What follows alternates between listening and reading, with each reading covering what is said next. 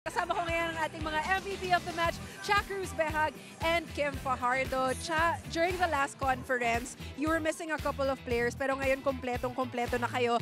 What does that do for the team's confidence coming into this tournament? I think it's a very big factor kasi syempre buo yung team so mas na-enjoy namin yung bawat isa and we really feel that there's chemistry inside and outside the court. Speaking of chemistry, gaano ka-importante yung chemistry ng team ninyo to be able to get such a dominant win dito sa inyong first game?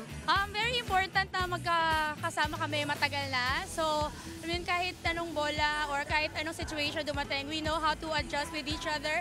So, ayun. So, in-enjoy lang namin every moment inside the court. Finally, is there anyone that you would like to thank or greet? Thank you very much to supporters of F2 Logistics Cargo Movers. And I just want to say hi to Behag family, Fuentes, and Singbenko family in Bacolod. And please continue to watch us following games and don't forget to wear yellow. Thank you so much, Sha. Congratulations.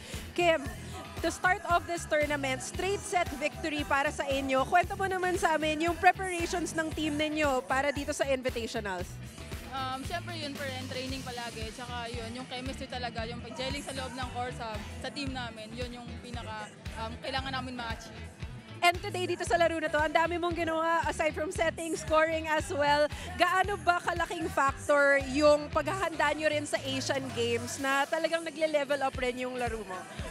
Siyempre, yung pride na lang din siguro na napili ka na maglaro, na dala mo yung watawat ng Pilipinas. So, sobrang overwhelming, siyempre, tsaka yun nga, kailangan mong trabahuin kung ano talaga yung pwesto mo doon. Siyempre, malaking bagay rin na pagsimula pa lang ng tournament, panalo na agad. Gaano ba kataas yung kumpiyansa nyo after this win? Yun, maganda nga yun, yung parang good win agad ng umpisa. Saka yun pa nga, marami pa kaming kailangan i-adjust, yung chemistry, yung gelling, kailangan mapolish pa namin yun. Saka syempre yun, tiwala lang talaga sa team, sa teammates. Finally, oras mo na para bumate. Hi sa supporters ng F2. Ingat po kayo and yung mami ko, daddy ko, hello po sa Batangas. Thank you, Kim. And once again, congratulations sa inyo.